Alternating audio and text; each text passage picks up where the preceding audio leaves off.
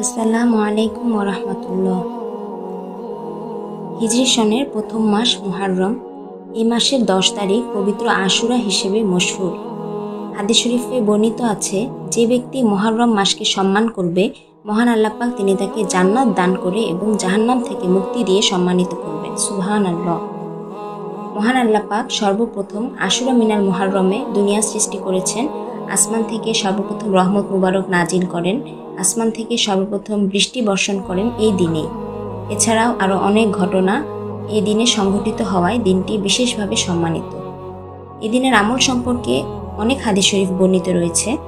আজকের এই ভিডিওতে হাদিস শরীফের আলোকে সংক্ষেপে ফজিলতগুলো বর্ণনা করছি। 1.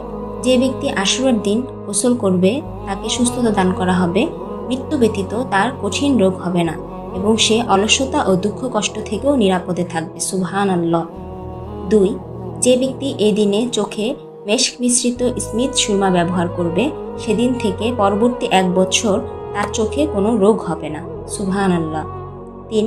যে ইয়াতিমের মাথায় হাত বুলাবে, ক্ষুধার্তকে খাদ্য খাওয়াবে, পিপাসার্তকে পানি পান করাবে, মহান আল্লাহ পাক তিনি তাকে জান্নাতের দস্তরখানায় খাদ্য খাওয়াবেন এবং সালসাবিল নামক ঝর্ণা থেকে পানি পান করাবেন। সুবহানাল্লাহ। 4. যে ব্যক্তি পবিত্র আশুরার দিনে তার পরিবার পরিজনের জন্য ভালো খাবারের ব্যবস্থা করবে, মহান আল্লাহ পাক তিনি তাকে 1 বছরের জন্য সচ্ছলতা দান করবেন। সুবহানাল্লাহ। 5. যে ব্যক্তি আশুরার দিন রোজা রাখবে, মহান আল্লাহ পাক তিনি তার বিগত বছরের গুনাহগুলো ক্ষমা করে দিবেন।